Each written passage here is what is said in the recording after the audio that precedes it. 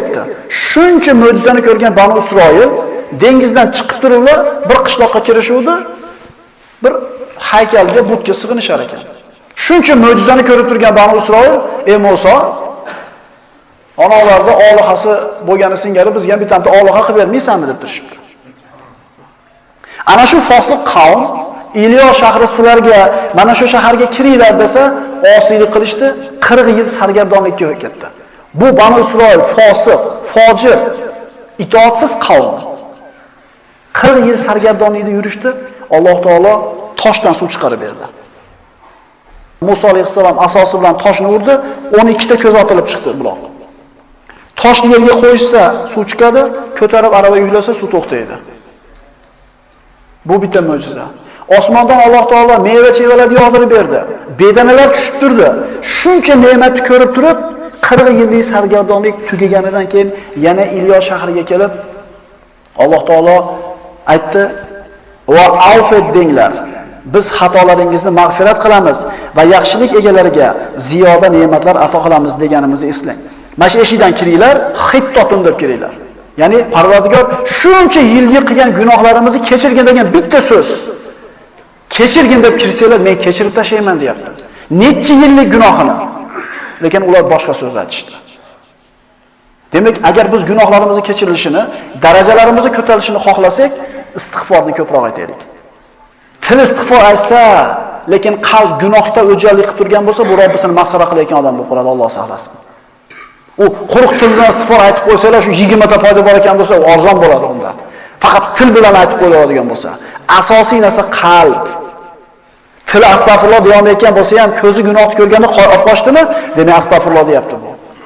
Tasbihni o'girib yurgan bilan g'iybatda gapirayotgan bo'lsa, tasbihni o'girib turib ko'zi bilan zino qilayotgan bo'lsa, bu tasbihni nimaga o'xshaydi? Shu zikr esidan chiqib qolmasin deb turib, subhanalloh deb turib, ko'zini olib qochyaptimi? Foydasi bor. Istig'for bizni eng foydali davoimiz. Gunoh va xatolardan tozalovchi eng samarali dori-darmonimiz. Shuning uchun payg'ambarimiz sollallohu alayhi vasallam sizdan bizlarni istig'forga buyurganlar. Aytganlarki: "Ya yuhannas, istagfirulloh va tubu ilayh, fa inni astagfirulloh va atubu ilayhi fil yawmi 100 marra." Ey odamlar, deydi Rasululloh, Allohga istig'for aytinglar, unga tavba qilinglar. Albatta men bir kunda 100 marta istig'for aytaman deydi. Rasulullohning avvali oxirgi gunohlari kechirilgan. Nima uchun istig'for aytyapti payg'ambar sollallohu alayhi vasallam ko'p? Ummatlarimga sunnat bo'lsin deyapti. Astagfirulloh va atubu ilayh deyish uchun qancha vaqt kerak?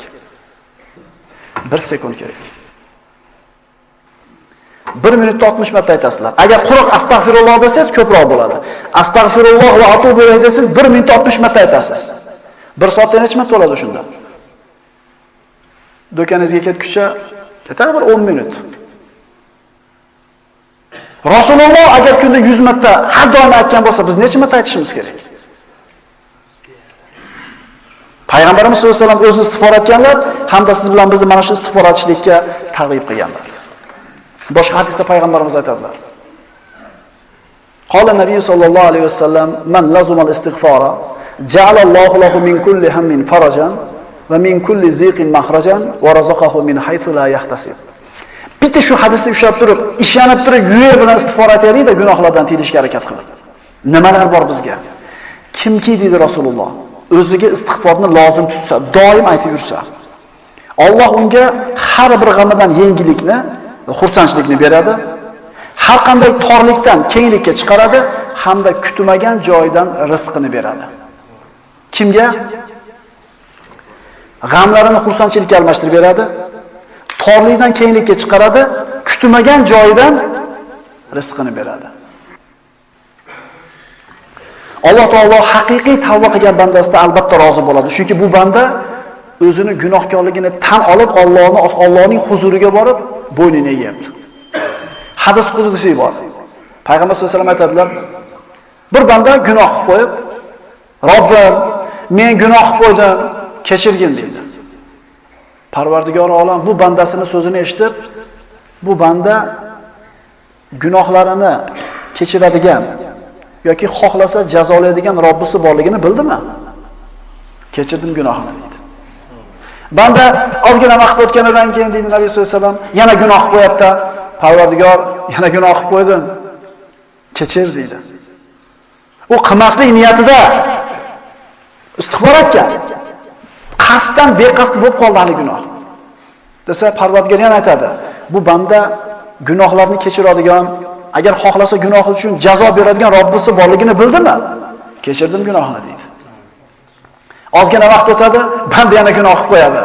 Parvardigor yana gunoh qilib qo'ydim, yana kechir deydi. Bu istig'forda aytayotganda yuragidan qaytib qilmayman deb aytgan istig'forda. Parvardigor aytadi, gunohlarni kechiradigan yoki xohlasa shu gunoh uchun jazolaydigan Robbisi borligini bildim banda, gunohini kechirdim deydi.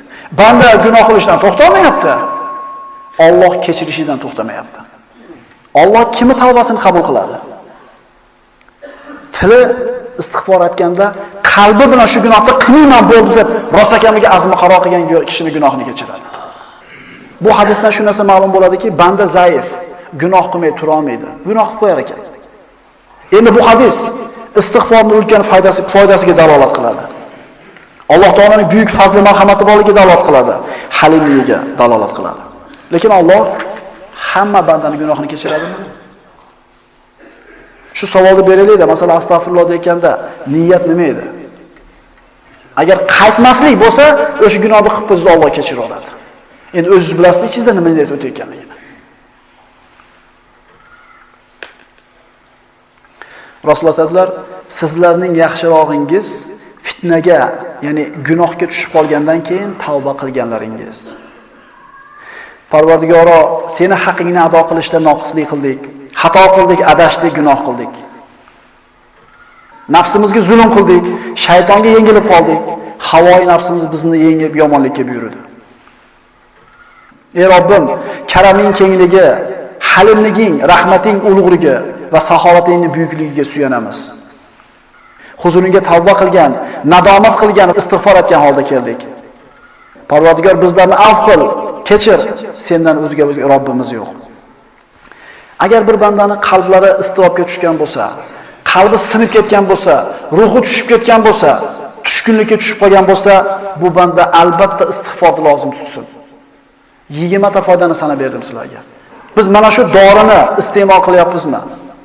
Yana nimasi zo'r deng? Qiblaga qarab turish shart emas. Tahoratli bo'lishlik shart emas. Vaqt shart emas. O'tirish shart emas. Xohlagan holatingizda istig'for etishlik sizdan hech narsa talab qilmaydi. Bu shunday ulug' ibodat. Bu shunday ulug' ibodat. Parvardigoro, agar bizning gunohlarimiz ulkan bo'lsa, biz albatta bilamiz, seni kechirishliging undan ham buyukroq. Istig'for g'am qayg'u bulutlarini, tashvish, iztirob shamollarini ketkizuvchi, bizga kifoya qiladigan dori, kifoya qiladigan malham. Shu malhamni qo'llayapmizmi? Alloh umid bilan Allohga qo'lni ko'targan bandasini Alloh taolo gunohini albatta kechiradi. Albatta musibatlardan chiqaradi. Banu Isroilda bir podshoh bor edi. O'zini yurtida yashaydigan ibodatxonadan tashqariga chiqmaydigan bir rohib haqida xabar berishdi. Nihoyatda taqvoli, xudojo'y, ilmli. Shu odam podshohning oldida turib unga maslahatchi bo'lishini xohlab chaqirtirdi. Chaqirtirib, meni saroyimda yashang, meni hozir huzurimda bo'ling, meni yonimda bo'ling dedi. Hali rohib aytdi, "Xo'p, yaxshi taklif qildingiz. Endi eshitib turing" dedi. Bir kun kirsangiz uyingizga, men sizni joriyangiz bilan yolg'iz qolib o'ynashib o'tirgan bo'lsam, nima qilardingiz dedi. Sizni joriyangiz bilan qolib yolg'iz o'ynab o'tirgan bo'lsam, nima qilardingiz deganida, badbaxt, menga shunaqa gapni gapirib jur'at qilasanmi dedi. Deganida, meni dedi, Karim Parvardigorim bor. Bir kunda 70 marta gunoh qilsam ham menga qahr qilib, rahmatidan nari qilmaydi. Endi qanday qilib uning eshigini qo'yib, sizning eshigingizda turaman? Siz hali men gunoh qilmasdan turib shuncha g'azab qilyapsiz menga. Agar gunoh qilsam, nima qilardingiz menga dedi. Bilaylik, bizni Karim Parvardigorimiz rahmatidan quvmaydi bizni. Istig'for olib qaytsak, bo'ynimizni egib, kechirim so'rasak, Alloh albatta kechiradi siz bilan bizni. Xo'p, bizni qilayotgan istig'forimiz, tavbamiz hozir aytilayotgan, talab qilinayotgan darajadami? Hukamolardan biridan orif odam kim deb so'rashdi. Allohni taniydigan inson. Uni 6 ta belgisi bor dedi. Birinchisi, Allohni eslasa faxrlanadi orif. Ya'ni Alloh degan so'zni aytadigan qilib qo'yganiga shuni faxrlanib ketadi. Qancha odamlar Alloh deya olmayapti. Qancha dunyoda titrab turgan odamlar la ilaha illalloh kalimasidan mahrum. Shuni o'ylaydida Alloh deydiganlardan qilib qo'yganiga faxrlanadi. U falon millat vakili, qo'lida mana bir mansabi bor, moncha dunyosi borligi bilan emas, musulmonligi bilan faxrlanadi orif banda. O'zini boshqa birovdan baland deb bilsa ham, musulmonligi uchun baland deb biladi, boshqa narsa uchun emas. Ikkinchisi, o'zini eslasa, pastligini eslaydi-da, bo'ynini egadi. Men kim edim men? Men kim edim? Asli najosat, qonni to'ldir najosat, o'lgandan keyin to'ldir najosat, bitta banda. Agar Alloh shu kalomini, shu kalimasini bermasa men kim edim? Deydida o'zini haqir his qiladi. Men ana qilib qo'yganman birovga. Mana qilib qo'yganman. Moncha o'tkazib unaqa demaydi. Uchinchidan, mahluqotlarni ko'rganda ibratlanadi. O'zini tanitmagan bandalarni Alloh ko'rganda alhamdulillah ana shulardan qilib qo'ymabdi meni. Alhamdulillah ana shulardan qilib qo'ymabdi meni. Agar shulardan qilib qo'yganda nima bo'lardim men? To'rtinchidan, qalbi gunohga moyil bo'lsa, hushyor tortadi. Astagfirulloh deydi. Qo'y deydi, bu shayton deydi. Orif bandalar shunaqa bo'ladi. Beshinchisi, gunohlarni Alloh albatta kechiradi. Qul ya ibadiyallazina asrafu ala anfusihim la taqnatu min rahmatillah. Innalloha yaghfiruz-zunuba jami'an. Ey o'zini nafsiga gunohlarni ko'p qilib, nafsini isrof qilgan bandalarim, meni rahmatimdan noumid bo'lmanglar. Alloh hamma gunohlarni kechiradi degan oyatni eshitganida, gunoh qancha katta bo'lmasin, nima qiladi? Umid qiladi. Kechiradi meni Robbim deydi. Oltinchisi, o'zini gunohlarini eslasa, hijolat tortib istig'for aytadi. Hukumatlardan biridan so'rashdi yana. Biz qilayotgan tavba istig'forlarimiz qabul bo'layotganligini qanday bilsak bo'ladi? Masalan, bir odam bir umrini bir qismida yomon hayot kechirgan, tavba qilib to'g'ri yo'lga yurdi. Endi shu burungi qilgan gunohlarimni kechirsin deb Allohga duo qilganman, tavba qilganman. Hammamizda bor bu narsa. Alloh o'chirdimikin shu gunohlarimni desa, ana shu hakim javob beradi, ha deydi. Bilishi mumkin deydi. Qilingan tavbalarni, istig'forlarni qabul bo'lganligini 4 ta alomati bor. Birinchisi, yomon ulfatlarni tark qilib, solih kishilarga qarab intilayotgan bo'lsa. Ikkinchisi, gunohlarini barchasini tark qilib, qo'lidan kelganicha toat ibodatga shoshilayotganligi, tavbalari qabul bo'lganligini belgisi. Uchinchisi, qalbidan dunyo muhabbati ketib, unda oxirat qayg'usi paydo bo'lishi. Agar shu sifat bor bo'lsa, insonning tavbalari, istig'forlari to'g'ri bo'layotganligi belgi. To'rtinchisi eng ehtimol yangilik emasdir, lekin bizga qiyin bo'lgan narsa. Biz hozir qilgan tavbalaringizni to'g'ri bo'layotganligini bilish mumkinmi desa, mumkin deb turib 3 tasiga javob berdik. To'rtinchisi, Alloh o'zini zimmasiga olgan rizq g'amini tashab qo'yib, oxiratda g'ami bilan ovora bo'layotgan bo'lsa, demak shu bandaning tavbalari qabul bo'ldi. G'ami ibodat bo'ladi. Qo'li mehnatda bo'ladi, ishini yurgizadi, savdosini qiladi, hunarni qiladi, lekin qalbi Alloh subhanahu va taolo bitta istig'for uchun bizga mana shunday marhamatlar ko'rsatadi. Alloh taologa duo iltijo qilib, istig'forlarimiz haqiqiy bo'lishini, qalbimiz bilan, chin yuragimiz bilan gunohni qilmaslikka qasd qilishlikni imkoniyatini Allohdan so'raymiz.